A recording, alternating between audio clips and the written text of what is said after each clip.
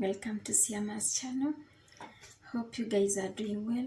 In today's video I'm going to make cucumber and yogurt salad. So this is our yogurt, guys. This is our yogurt.